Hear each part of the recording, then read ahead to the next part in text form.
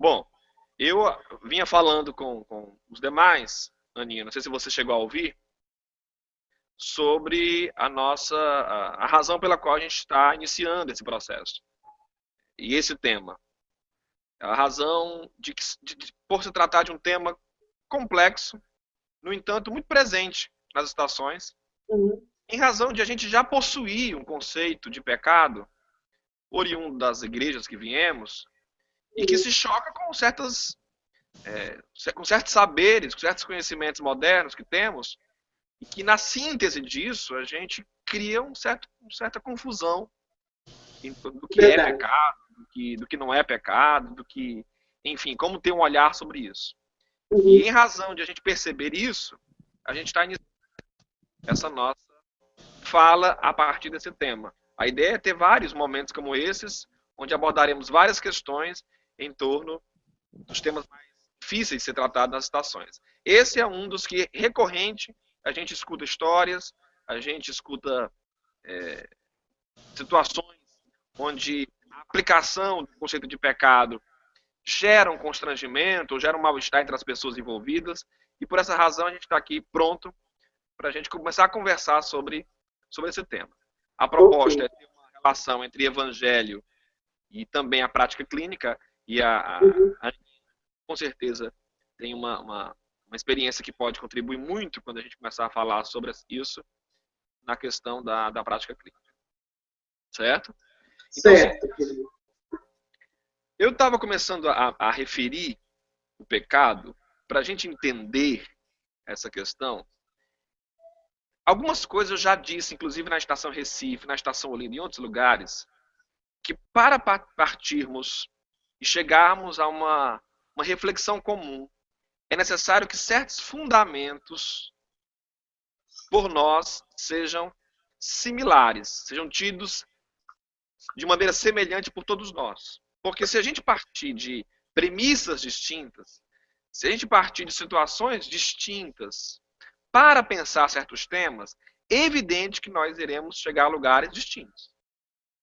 Se eu parto de uma premissa, grupo de Recife, ou qualquer outra pessoa, grupo de Olinda, ou indivíduos, o Léo, parte de outra, nós nunca chegaremos a um lugar comum e a conversa não produzirá nenhum efeito, porque será apenas duas pessoas mostrando o que pensam sobre o tema. E não haverá um casamento, não haverá uma unidade que fará aquele grupo andar junto. E uma das premissas fundamentais que eu percebo que nos leva a lugares distintos é que existe entre nós aqueles que partem das escrituras pensando a respeito dela como um livro que deve ser ainda lido com aquele olhar que a gente aprendeu em muitas comunidades religiosas, que é isento da crítica histórica, filosófica, literária. Um livro que, por ser isento de tais críticas, deve ser observado num sentido literal. Então, aquilo que o texto bíblico diz ser, por exemplo, transgressão, para esse grupo que tem um olhar para as escrituras desta forma, ele vai seguindo, ou pelo menos imagina seguir a Bíblia e o tema pecado a partir dessa referência. Quando você parte de uma referência onde a Bíblia é um livro que, por mais que seja sagrado, que por mais que sirva como palavra de Deus, ela é um livro que não é isento da crítica histórica, literária, filosófica, e portanto a gente tem que olhar o texto sempre com perguntas do quem escreveu, por que escreveu, para quem escreveu, qual o contexto histórico em que viveu para pedir aquilo, nós chegaremos a um outro lugar, porque nós não iremos ler as escrituras de maneira literal, no sentido, quando eu digo literal aqui, eu não me refiro nem à literatura, me refiro a esse olhar das escrituras literalista, que é aquele olhar Uhum. onde o que o texto afirma ser deve ser por nós observado sem discussão. Então, a Certo. primeira coisa que tem que de fato entender no movimento Caminho da Graça é que a Bíblia, enquanto livro inquestionável, não é uma prática do movimento. O movimento não olha as escrituras como um livro que está isento do questionamento histórico, do Uhum. questionamento crítico literário. Pelo contrário, nós, mais do que qualquer outro grupo aqui por nós conhecido, fazemos o tempo todo isso em relação ao texto, por julgarmos a completude do texto a partir do Espírito de Cristo. Isso. O Caio sempre diz em seus textos, quando ele fala de Jesus como chave hermenêutica das Escrituras. O que quer dizer isso, Jesus como chave hermenêutica das Escrituras? Quer dizer que Jesus é aquele que vai determinar o que no texto bíblico nos é válido, nos é normativo. Não é o texto que valida Jesus, mas Jesus que valida o texto. Então isso muda muita coisa. E quando eu falo Jesus é que valida o texto, como o Caio também já disse em seus comentários, não estou me referindo ao Jesus do texto, mas ao Espírito de Cristo. Em outras palavras, podemos dizer que a chave hermenêutica para a interpretação das Escrituras é o amor, que é o Espírito de Cristo. Ou seja, o Espírito de Cristo, que é o veículo que a gente interpreta as Escrituras, que é o amor, é que nos fará pensar todas as temáticas, como o pecado, por exemplo. Então, se eu parto para pensar no pecado, pensar o pecado das Escrituras como um livro inquestionável, um livro inspirado verbalmente, que o que está lá dito tem que ser observado do jeito que está dito, eu vou chegar num lugar muito diferente daquela que tem sido a proposta do caminho da graça. Então, eu acho muito importante que antes de entrarmos numa discussão, ou até abrirmos espaço para as expressões das pessoas que estão participando dessa conferência online, é se entender isso. Nós, ao pensarmos um tema, como por exemplo o pecado, não estamos partindo das Escrituras como um livro inerrante e infalível, cuja inspiração é verbal. Nós estamos partindo de uma análise do Espírito de Cristo, que é o amor, que é a inclusão, que é o espírito da unidade, da reconciliação universal, para olhar o texto e os demais temas. Então isso tem que ficar claro. Porque se isso não for claro entre nós, acertado entre nós, o resultado será uma pessoa dizendo uma coisa, outra pessoa dizendo outra, outra pessoa dizendo outra. E a respeito desse tema, nós não podemos ter essa diversidade tão grande. Eu acho que em vários temas nós podemos ter diversidade. Você pode pensar o que quiser a respeito da volta de Jesus, se ele vai ser milenar, pós-milênio, se, enfim, o texto de Jó era poético, ou era teatral, ou era uma história verídica. Esses temas eles podem ser pensados de maneira diferente entre nós. Mas a questão do pecado, se ela for pensada de maneira diferente, ela vai instaurar juízo entre nós. Ela vai instaurar um espírito estranho ao movimento, que se pretende ser um movimento de reconciliação. Então, é importante termos isso em mente. Porque uma vez tendo isso em mente, o que acontece? A gente passa a ter um olhar para a Bíblia e, consequentemente, para a história, um olhar crítico, um olhar racional, uma visão que não ignora os fatos, ou seja, como as coisas vieram ocorrendo no decorrer dos anos. Porque, queridos, se eu perguntasse a vocês agora, o que é pecado?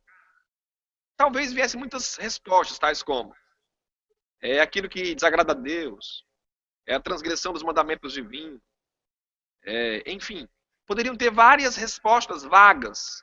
E se eu perguntasse, me exemplifique pecados, talvez alguns acessassem algum tipo de lista, do tipo transar fora do casamento, prostituição, roubar, e aí vai.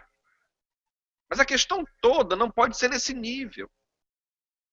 Por que eu digo isso? Porque se você avaliar essas concepções, ou essas respostas, ou essas listas de pecados dadas numa perspectiva histórica, você vai observar que essas listas de pecado vieram mudando com o tempo, inclusive entre nós.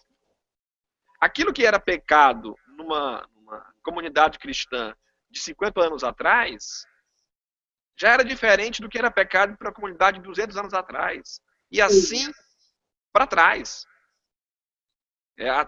O conceito de pecado veio mudando no decorrer da história.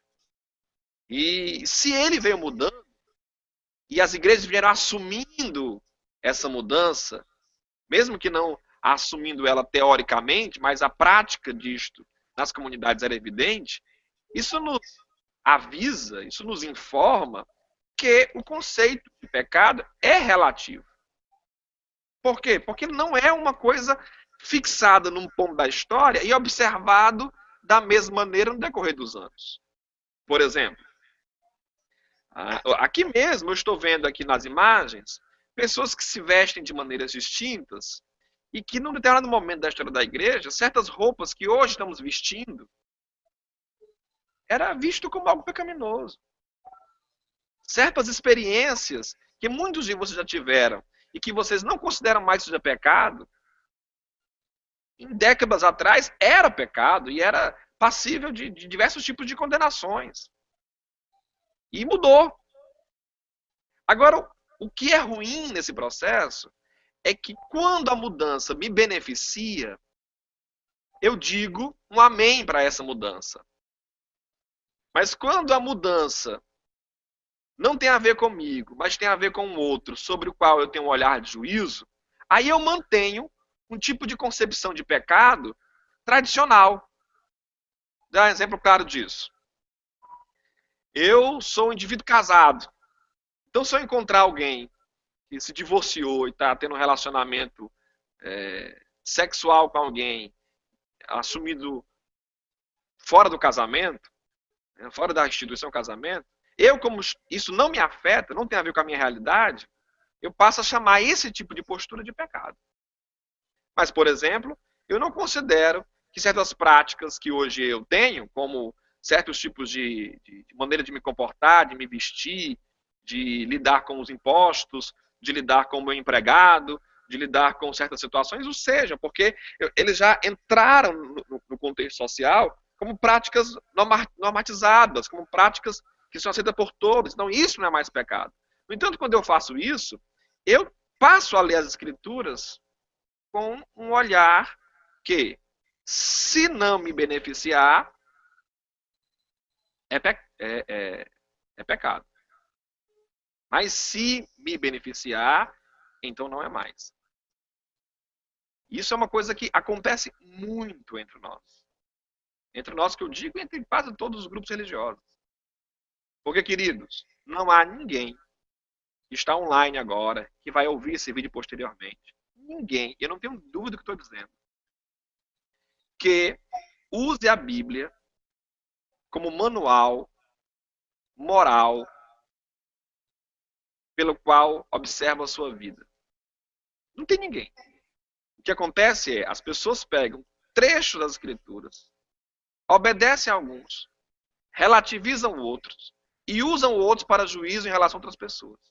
Mas não tem ninguém que pegue a totalidade do texto e diga, olha, isso aqui tudo eu devo seguir e eu sigo. Ora, se não há ninguém que faça isso, a primeira coisa que tem que cair entre nós é esse uso do texto para condenar um pecado que não tem a ver comigo.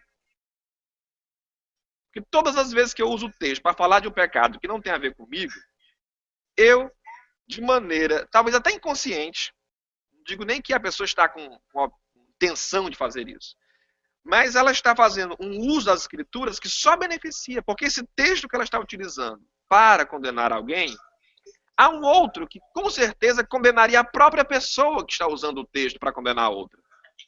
Só que ela não vai observar isso. Ela não vai pensar desta forma. Então, se a gente não abandonar essa concepção do uso do texto para criar listas de pecado, padrões de pecado, situações de pecado, que só servem para olhar o outro, nunca para olhar a si mesmo, a gente vai estar sendo um movimento que, em vez de pregar o evangelho, prega uma religiosidade plastificada, insolsa e sem graça. Porque se por um lado assumimos uma mensagem de graça, de amor, de serviço, por outro ainda mantemos concepções de pecados que julgam, que sentenciam, que segregam e que separam. Então, quando eu falo pecado hoje, eu não posso mais me referir a listas, porque essas listas, elas se alteram no decorrer do tempo. Cada sociedade terá uma lista de padrões que ela julga ser correto e incorreto. E isso é comum. Não estou dizendo que isso não deve existir. Todos nós temos as nossas listas do que achamos mais correto ou incorreto. No entanto, no que tange ao Evangelho, essas listas não podem servir como estrutura moral de regência de um grupo como o nosso. Então, por quê? Porque essas listas são relativas, tem a ver com a cultura local, tem a ver com o nível de consciência local, com a racionalidade desenvolvida daquele povo, tem a ver com um monte de coisas contextuais que determinam para aquele grupo o que seria mais aceitável e menos aceitável. Portanto, uma coisa que é relativa e totalmente contextualizada, uma coisa que tem a ver com o processo histórico de cada comunidade, não pode nos servir como um padrão ou como palavra de Deus que nos rege para determinar o que é e o que não pode ser. Então é uma coisa que tem que ficar clara entre nós. E quando eu utilizo o tema pecado hoje e reconheço que listas de pecado ou pecado usado como juízo moral não é válido porque ele é relativo, a pergunta que nasce é: então o pecado não existe? O pecado é uma coisa inventada? O pecado é uma invenção das comunidades? Não. O pecado, ele antes de ser uma lista, e isso o Caio já falou claramente no Sem Barganhas com Deus e em vários outros textos. Acho que o problema do Caminho da Graça é que ele não lê aquilo que a gente sugere que leia, ou se lê, não consegue fazer interpretação. Algumas pessoas, evidentemente. Por quê? No Sem Barganhas com Deus, fica claro num capítulo enorme e nos comentários que o Caio fala sobre essa relativização da moral, não dá para usar a moral como juízo para o próximo. Ele vai falar sobre o conceito de pecado e ele claramente vai dizer que pecado não tem a ver com listas, não tem a ver com práticas, não tem a ver com comportamentos, mas tem a ver com uma essência de transgressão que habita o homem. Isso muda tudo, queridos. Porque se o pecado é essa essência transgressora que nos habita, todas as nossas atitudes, em primeira mão, são atitudes pecaminosas, até as mais virtuosas para nós, até aquelas que se enchem de um olhar piedoso entre nós, é uma atitude pecaminosa, porque parte de um ser pecaminoso. Exemplo, uma vez eu discuti, evidentemente, quando eu falo discutir aqui, eu falo saudavelmente. Eu conversei com uma pessoa sobre o tema da homossexualidade, e esse é um dos temas que, por exemplo, para muitas pessoas está claro. A prática homossexual é pecado. E o indivíduo usou as escrituras, evidentemente, para pontuar isso. Aí eu mostrei a ele uns trechos Sem Barganhas com Deus e depois parti para uma conclusão lógica. Ora, se a gente sabe que o pecado tem a ver com essa essencialidade transgressora que habita a natureza humana, e, portanto, as nossas atitudes serão todas atitudes marcadas por essa essência transgressora, não é só a homossexualidade que é pecado. A heterossexualidade também é. Aí ele ficou, mas como assim? Bom, a heterossexualidade, ela também é um produto de uma natureza humana pecaminosa. Porque as nossas relações heterossexuais não são as relações primordiais. Não são as relações antes do pecado. Aliás, como o Caio bem diz, nós não sabemos nada do que era antes do pecado. Porque nós já nascemos no pecado. Nós temos um olhar marcado pelo pecado. Então, qualquer coisa nós é marcada por essa transgressão. A heterossexualidade, a homossexualidade, a pansexualidade, a castidade, as abstinências diversas, todas as nossas práticas, todos os nossos comportamentos têm essencialmente essa marca. O que impossibilita que qualquer indivíduo, sob qualquer circunstância, se utilize de uma lista para condenar um outro que faz uma prática diferente da dele, como se a dele fosse uma prática justificada ou isenta da marca do pecado. Então, quando você entende que pecado não é uma prática em si, a prática em si é apenas uma consequência natural dessa própria natureza, quando você entende que o pecado não é mais essa coisa factual ligada ao fato que pode ser listada, mas que tem a ver com uma essencialidade transgressora, querido, isso muda completamente o espírito de juízo entre nós. E entra no aspecto clínico, que aí eu acho que a Ana poderia daqui a pouco trazer um pouco melhor sobre isso, mas que Freud, eu diria até que Freud é o indivíduo mais paulino da psicologia, sabe? É um indivíduo mais cheio de Bíblia no que tange a natureza humana. Porque Freud, no auge do iluminismo, no auge da concepção de que o homem era um ser livre, dotado de virtudes, bastava desenvolver a racionalidade para fazer o que era correto, vem e diz que, na verdade, o homem é escravo. Muito parecido com aquela frase de Paulo que diz que nós somos escravos do pecado. Se você conectar a frase de Paulo, escravos do pecado, com a frase de Freud, que nós temos, na verdade, uma estrutura inconsciente, poderosa, que determina muitas vezes nossas escolhas, nossos gostos, nossos destinos, e que a gente nem tem noção do que está por trás dessas escolhas, nós lembramos, então, do que Paulo disse e percebemos que é da natureza humana tal transgressão. E, portanto, até na prática clínica, eu não posso lidar com o pecado como uma coisa dada, como um fato dado. O indivíduo que chega para nós questionando um comportamento. O comportamento ele é apenas um produto. A questão é o que vem antes. Antes destes atos. Então, se a gente entende isso, que pecado tem a ver com uma essencialidade transgressora da natureza humana, já a natureza humana ela é essencialmente transgressora, portanto seus atos são marcados por tais transgressão, o que explica o fato de a Bíblia apontar que até atos de justiça, como no Velho Testamento, os nossos atos de justiça são tidos para Deus como trapo de imundícia. O que quer dizer isso? Quer dizer que nossos comportamentos morais, virtuosos, continuam marcados por essa transgressão, portanto não nos justificam. O indivíduo que quer ser justificado por seus comportamentos morais aceitáveis ainda não entendeu que não tem comportamento moral nenhum que o justifique, porque ele é essencialmente transgressor. E quem é essencialmente transgressor só pode ser justificado por uma graça maior do que atos comportamentais. Uma graça que, em vez de perdoar atos, uma graça que, em vez de perdoar comportamentos, perdoa essencialmente o homem e transforma essencialmente o homem. O evangelho não está para transformar comportamentos. Um indivíduo fazia uma coisa e agora faz outra depois se converteu. Não, o evangelho está para transformar essencialidades. Transformar o indivíduo lá na origem, lá na fonte. Então, se a gente entende isso, a nossa fala, inclusive nas estações, será uma fala mais produtiva, mais rica, mais poderosa para ajudar as pessoas que chegam entre nós, muitas vezes marcadas por um tipo de situação onde elas foram destruídas em razão dessas listas de morais, de pecado, onde elas foram estigmatizadas em razão delas.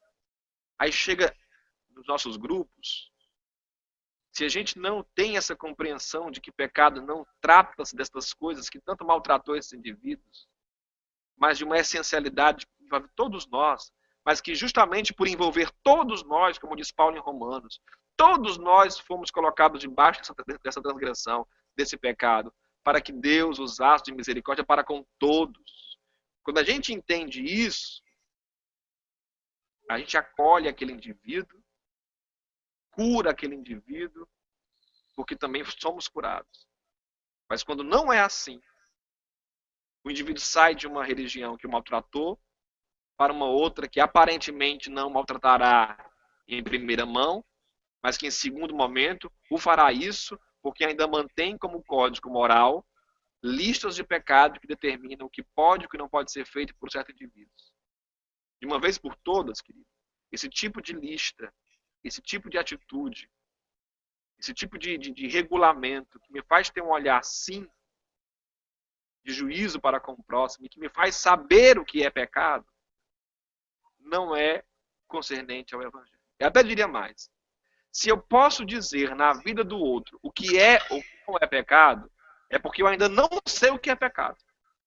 Se eu posso dizer o comportamento do fulano de tal é pecado, o comportamento do fulano de tal é errado por causa disso, disso, disso, é porque eu ainda não entendi o que é pecado e muito menos o Evangelho. E pior, não faço isso em relação a mim, ou seja, não tenho um olhar sobre mim que me coloca sob a sentença do juízo e ao mesmo tempo da graça. Porque se eu fizesse assim, não estaria usando de listas de argumentos morais para fazer juízo de quem quer que seja. Então, se a gente não mudar esse fundamento, nós continuaremos ou cínicos, ou hipócritas, ou meio esquizofrênicos. Por que eu digo isso? Porque na prática não tem nenhum de nós que esteja obedecendo às escrituras no sentido literalista. Nenhum. Nem aquele que sai daí julgando a Deus e o mundo por causa de certos textos bíblicos e de certas listas está no modelo ideal. Não tem ninguém no modelo ideal. Não tem ninguém conforme Deus queira. Não tem ninguém dizendo assim, pronto, eu estou vivendo do jeito que agrada a Deus. Isso não existe. Se isso não existe, está impossibilitado ao indivíduo de fazer um juízo contra o outro, que ele considera que não esteja. Então, eu vou resumir aqui minha fala e também permitir aqui que a Ana pontue alguma coisa que ela achar interessante. E depois a gente abre espaço para que quem quiser pontuar alguma coisa ou lançar alguma questão, a gente possa continuar trabalhando o assunto. Mas eu disse e quero resumir em 3 pontos. Primeiro, o conceito de pecado é relativo ao tempo e às culturas onde ele surge. Se ele é relativo ao tempo e às culturas onde ele surge, eu não posso utilizar certas listas de pecado ou lista moral de um determinado grupo num determinado tempo como regra para um outro. Porque isso vem mudando com o tempo. E se muda, a relatividade do pecado não serve para nós mais como regulamento. No entanto, isso não quer dizer que não haja o pecado. A questão é que o pecado não trata de comportamentos a fim de ser avaliados por terceiros, mas de essencialidade transgressora da natureza humana, que não só é dito nas Escrituras, que é uma realidade, mas já é também analisado em várias ciências da alma humana, como a psicanálise, por exemplo, que percebe na natureza humana esse tipo de transgressão, esse tipo de não controle, esse tipo de incapacidade de eu determinar meus comportamentos só pelo viés virtuoso. Nesse quesito, a única solução para o homem é abandonar a lista moral, abandonar a lista de pecados, não usar a Bíblia como um livro de códigos, de regras e morais, porque ela não é nesse sentido, e se apoiar na graça, que é a única maneira de solucionar a questão do pecado, porque só a graça pode dar conta de solucionar uma coisa que é essencial à natureza humana, que é a transgressão. Sem graça não há como haver perdão, porque a transgressão é essencial. Para uma transgressão essencial, é necessário um poder absoluto, uma essencialidade absoluta, como a graça de Deus. Então eu espero que tenha ficado claro esse primeiro momento, para a gente abrir e continuar a nossa discussão. Olha só, gente, eu acho que o Ivo sintetizou muito bem tudo que é preciso ser dito a respeito disso. E eu só queria aqui entrar, antes de entrar numa questão clínica, pedir que a gente se lembrasse de algumas coisas, que na verdade foram algumas coisas que me ajudaram muito a enxergar essa questão de dimensionar aquilo que diante de Deus seria pecado ou não, né?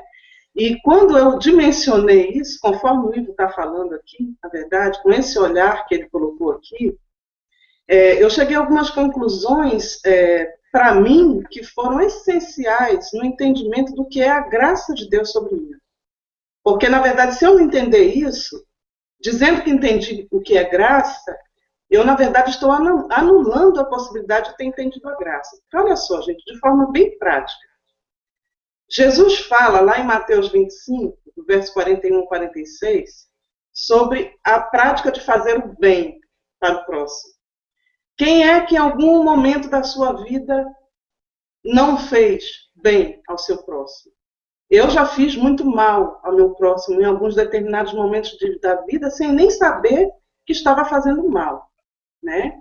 Então, Jesus já validou isso totalmente, ou seja, aquele que deixa de fazer a um desses, está deixando de fazer a mim, ou seja, e a gente é omisso nisso diariamente, o tempo todo. Isso é tão pecado quanto outros pecados sexuais, ao qual nós nos referimos o tempo todo, apontando o dedo para esse pecado. Então, se a gente colocar num pacote o que Jesus falou, não existe ninguém que se salve. Ou, por exemplo, quem é que ainda não cometeu o pecado das motivações, por exemplo? As coisas dos sentimentos que brotam dentro do nosso coração, os maus desígnios, os maus pensamentos, tudo está na mente, né? Avareza. Quem é que nunca cometeu um adultério sendo casado e olhou para uma mulher bonita e não desejou? E Jesus disse que aí já é adultério, já é pecado. Ele não falou nem de você ir lá cometer, ele falou, se no teu coração você já pecou, né? Então, a hipocrisia. Quem é que nunca cometeu esse ato de estar aqui falando mal de alguém, esse alguém chega, você se derrete em sorrisos para esse alguém? Isso é hipocrisia, né? Para nem aprofundar mais sobre outros atos hipócritas que nós cometemos todos os dias. Malícia, olhar malicioso. Olhar para alguém do lado de alguém e pensar, ali tem alguma coisa, ou seja, já está maldando aquela coisa, antes de saber o que tem ali. Quem é que não faz isso? Soberba. Quem é que não se ensoberbece e fica vaidoso diante do nada? Basta que seu ego seja um pouquinho acariciado e você já se apavona, como dizem por aí, né? Já está todo cheio. Isso aí também é pecado, gente, né? Murmuração, quem é que não reclama da própria vida? Quem é que não reclama o tempo todo do seu emprego? Quem é que não está tendo o bem de Deus todo dia e não está enxergando? E está murmurando porque gostaria de ter mais? Ou seja, gente, se a gente for entrar nessa lista, nós não pararíamos hoje, né? Se a gente fosse enumerar para que a gente entenda o que é pecado em nós não pararíamos hoje. Ainda tem outros pecados, e isso eu aprendi com o Caio, num texto que eu li dele há um tempo atrás, né? Que são os pecados que são cometidos quando nós fazemos parte de uma engrenagem justa no mundo. E nós fazemos. Que é um pecado da comissão. Nós somos comissionados numa engrenagem corrupta de fazer o mal o tempo todo, o dia todo, né? E muitas vezes somos coniventes com esse mal. Se um dia você puxou um gatinho para a sua TV a cabo, ou você não pagou a sua conta de luz, ou você também está pecando dentro dessa engrenagem de corrupção que fala o que é certo e o que é errado.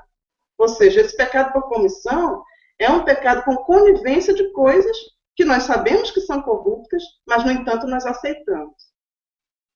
E ainda tem também o pecado da ação, ou seja, é aquele pecado, por exemplo, a igreja, por exemplo, atribui o pecado na área sexual. Tudo que é relativo a sexo é pecado. Olha só, gente, nos meus atendimentos, aqui na parte clínica dos atendimentos, eu atendo casais que se conheceram na igreja, se relacionaram dentro daquele relacionamento pregado pela igreja como um padrão santo, se casaram para a legalização do sexo sem culpa, ou seja, para diante de Deus se sentirem livres, né, para praticarem o sexo, e quando chegam depois, mesmo livres, não conseguem. Eu atendo casais aqui, outro dia eu achei um santo, um homem que estava casado com uma mulher há 12 anos, e ela permanecia virgem porque ela tinha medo do sexo por causa do juízo de Deus sobre ela.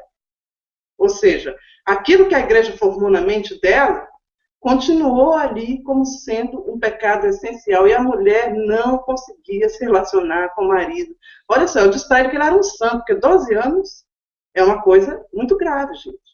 E eu estou citando apenas um exemplo de centenas que eu já ouvi, né?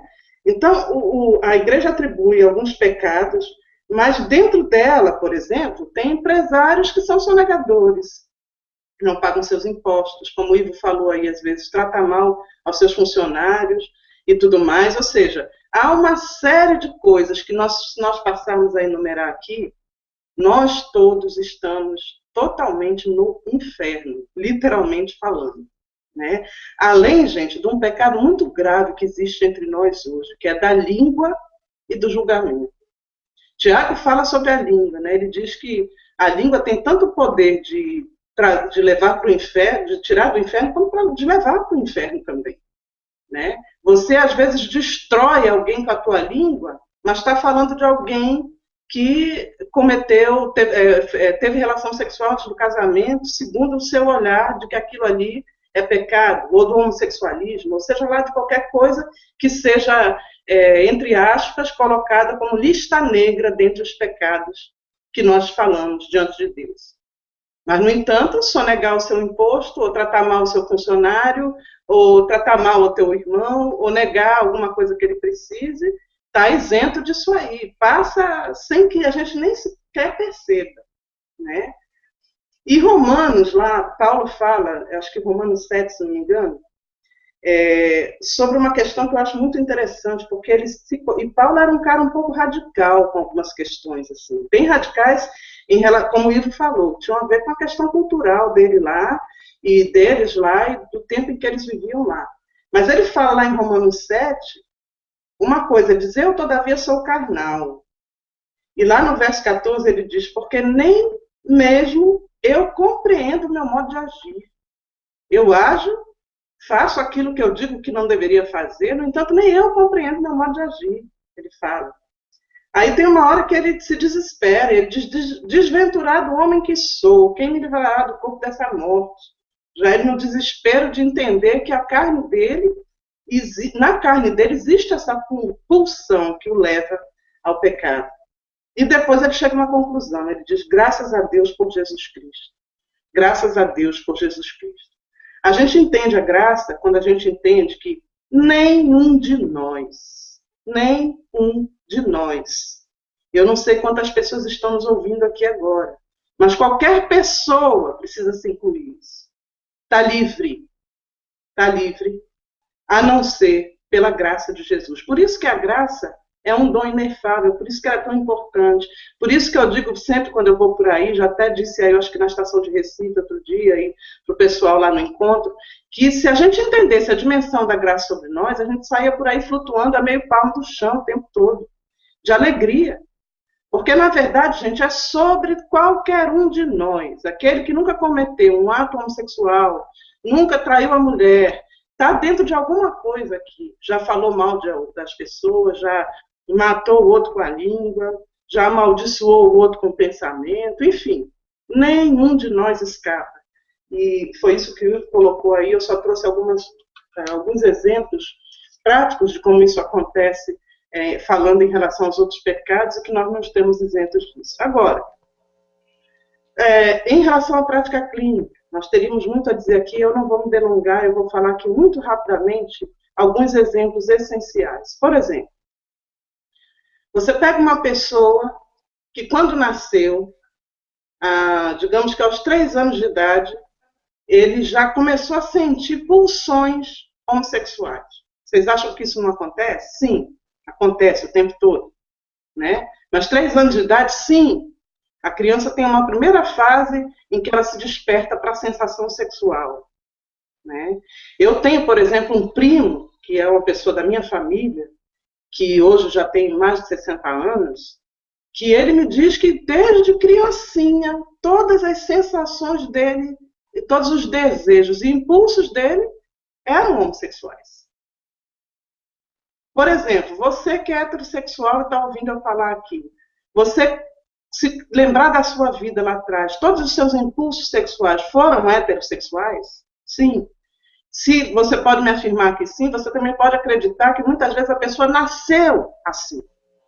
Existe um homossexualismo que ele nasce junto com a pessoa, ou seja, a pessoa nasce e quando ela se dá conta, ela não consegue olhar para alguém com o desejo heterossexual. Aí você vai pegar e vai dizer para essa pessoa que ela está no inferno, porque você se baseia em quê? né? Porque se nós nos basearmos naquilo que a gente hipoteticamente diz que a palavra fala sobre isso, quem é que não está condenado, gente? Então, no caso desse, cada situação tem uma origem. Por exemplo, tem homossexuais, é que eu estou falando especificamente do homossexualismo, mas tem homossexuais, por exemplo, que tiveram um caso de abuso na infância e desde então não conseguem mais ser heterossexuais. Como é que você vai lutar contra a natureza que está em alguém? Isso é uma causa para Deus, não é uma causa para nós, não é uma causa para ser julgada por nós. A única coisa que nós temos diante de Deus, obrigação e privilégio, é amar as pessoas que apresentam algum tipo de diferença daquilo que nós somos. Porque eu nem diria diferença da prática da maioria, que hoje em dia nem há tanta diferença da prática da maioria, mas que seja diferente daquilo que nós somos, em toda a sua essência. É para esses que nós devemos estar, acolher, entender, compreender e deixar com que a pessoa faça o seu movimento com Deus. É Deus quem nos justifica. O mesmo Deus que nos justifica, me justifica, justifica o homem que caiu em pecado, largou a família para viver com outra pessoa, ou justifica alguém que tem alguma questão homossexual, justifica qualquer um entre nós. Né? Então, na questão clínica, gente, eu não quero entrar na parte teórica clínica, eu queria que nosso papo aqui hoje fosse muito prático, para ver se a gente, de uma vez, assim, passa a olhar para isso com um olhar um pouco mais tranquilo, sereno e descansado na graça de Deus. Por exemplo, um caso de um paciente que a vida inteira foi criado fazendo sexo desde pequeno, porque desde pequeno uma babá que vivia com ele o acostumou a ter relações sexuais quase que diárias. O cara está casado hoje e não consegue parar de ter relações sexuais não só com a mulher, como fora do casamento. Ele chega angustiado. O que eu vou dizer para um cara desse? Né?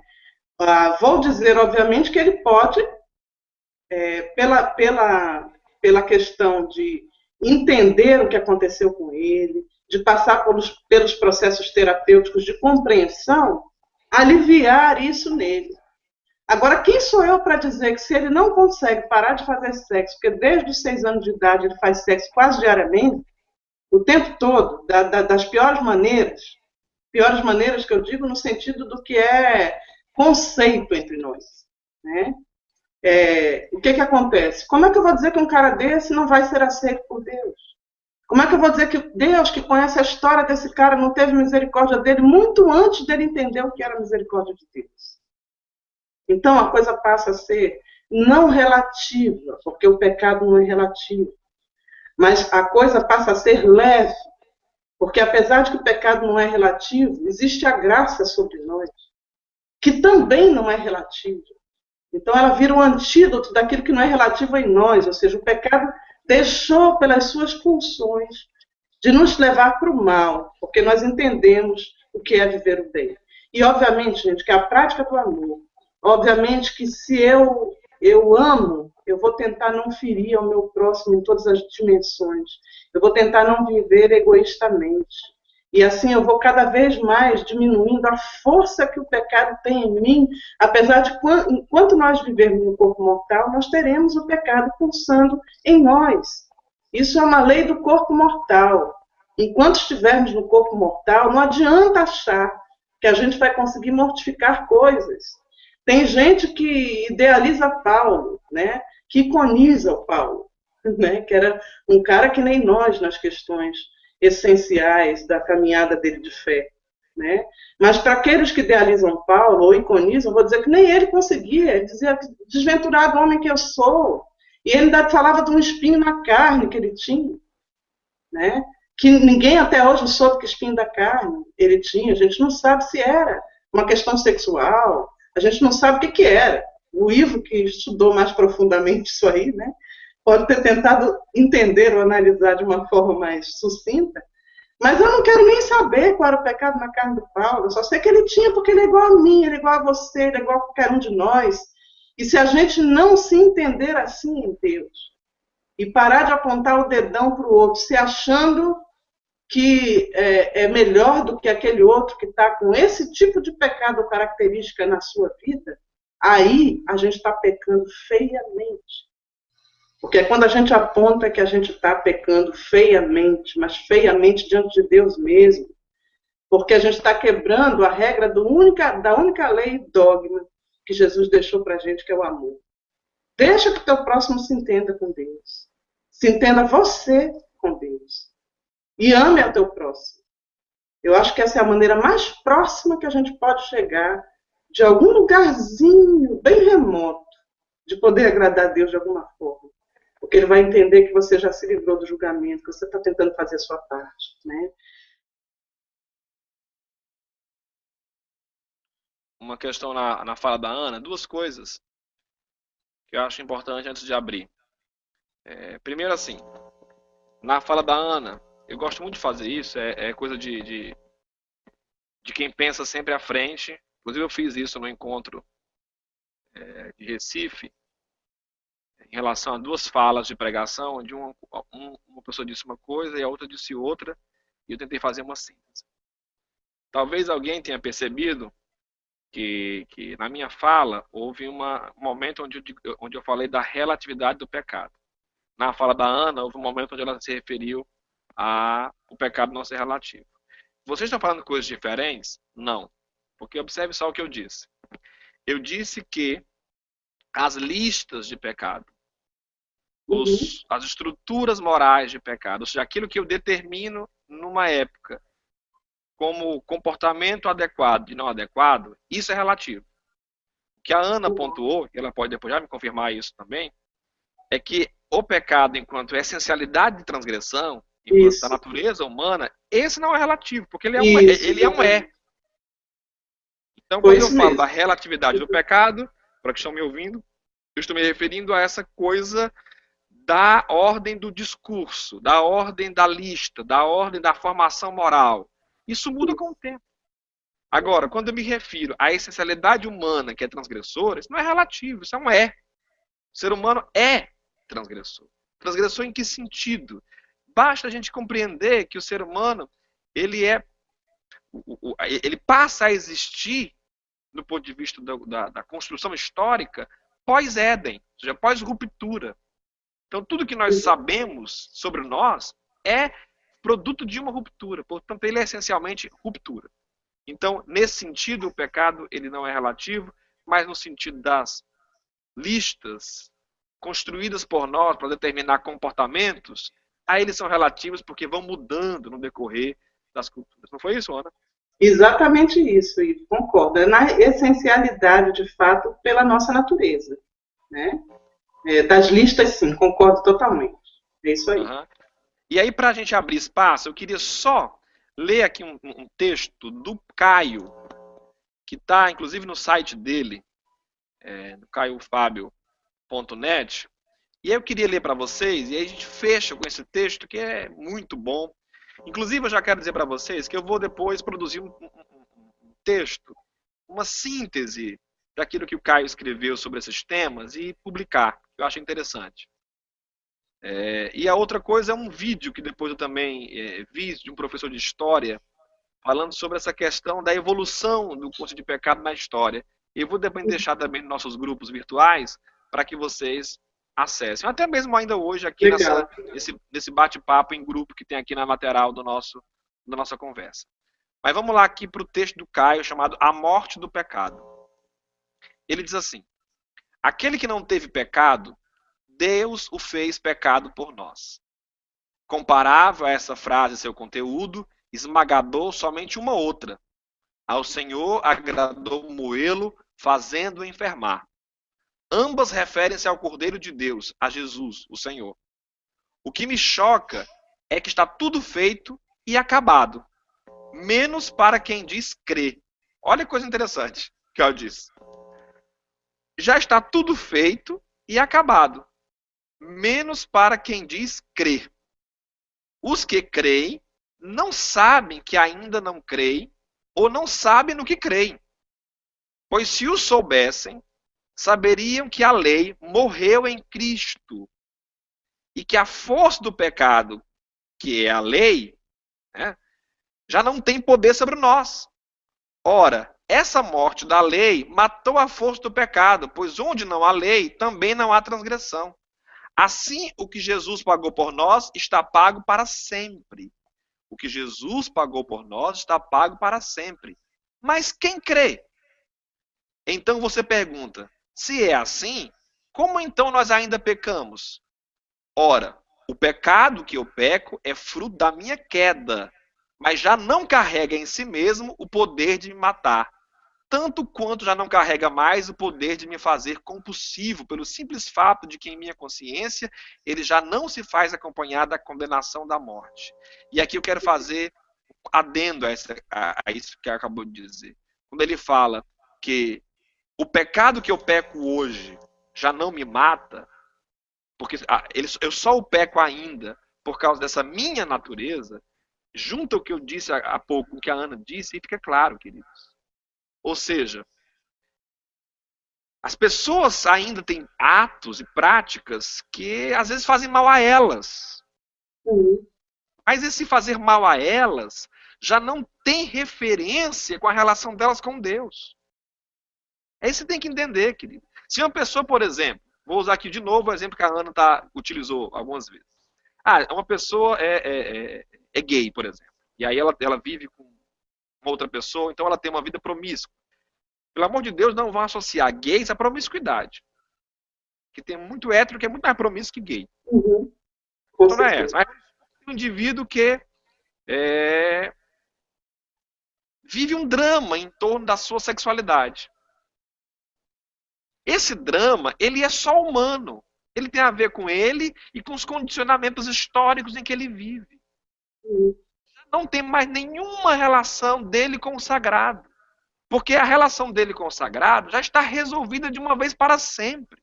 Ele pode morrer tendo esse drama, ele pode viver lutando contra essas coisas, vai viver isso, vai sofrer isso por causa de um condicionamento psicológico e histórico. Mas do ponto de vista eterno, ele já não tem mais nenhum problema com Deus, porque Deus já não tem nenhum problema com os homens, seja qual for o dos seus atos.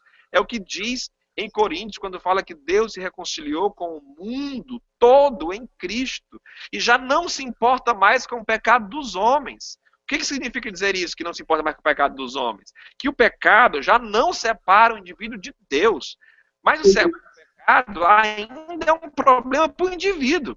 Então, se é um problema para o indivíduo, tem que ser tratado na clínica. Já não pode ser mais um problema para ser tratado teologicamente, pelo viés da moral, pelo viés do certo e do errado. Por isso que não cabe a nenhum de nós analisar comportamento. Se o comportamento de alguém lhe faz mal, ele vai procurar uma ajuda profissional, gente capacitada para lhe orientar. Porque a nós cabe dizer a esse indivíduo que, independente do seu drama, independente do seu problema, independente da situação em que ele está envolvido, Deus se resolveu com ele para sempre. Uhum. Deus está resolvido com esse indivíduo para sempre. Então isso tem que ficar claro para nós. No texto, o Caio prossegue. O pecado faz mal ao meu ser, mas já não tem poder de me condenar. Jesus já realizou a consumação. Então o pecado diz só a mim e não mais a minha relação com Deus. Queridos, se o pecado só diz respeito a mim, sou eu que tenho que ir atrás. Se é uma coisa que me incomoda, sou eu que tenho que dizer, puxa, isso não está me fazendo bem, eu vou buscar ajuda. Não cabe a um terceiro ficar me dizendo o que é e o que não é aceitável. Não cabe a um outro ficar dizendo o que posso e não posso fazer. Porque o pecado já não é mais uma coisa universal. Do ponto de vista universal, ele já foi resolvido na cruz do Calvário de uma vez para sempre. Ele agora é uma coisa da ordem do indivíduo, dos dramas pessoais, da natureza do indivíduo. E aí cabe a cada indivíduo encontrar seu caminhozinho. E cabe a nós, enquanto estação do caminho da graça, orientar esses indivíduos perturbados, que estão sofrendo em razão da não combinação entre prática e consciência, a buscar ajuda profissional. Não cabe a nós ampliar o sofrimento, dizendo que, ainda, além de tudo, esse indivíduo está desagradando a Deus. Porque não está mais, não tem mais ninguém desagradando a Deus, porque Deus nos tornou agradáveis a eles em Cristo Jesus. Deus nos tornou agradáveis a Ele em Cristo Jesus. Portanto, já não há nenhuma condenação. Então, queridos, o texto tem mais coisas. Eu peço que vocês depois leiam esse texto que se chama A Morte do Pecado, no site do Caio. Mas com essas duas expressões que eu li aqui, fica claro o que a gente acabou de dizer, o que a gente tentou dizer para vocês nessas nossas falas.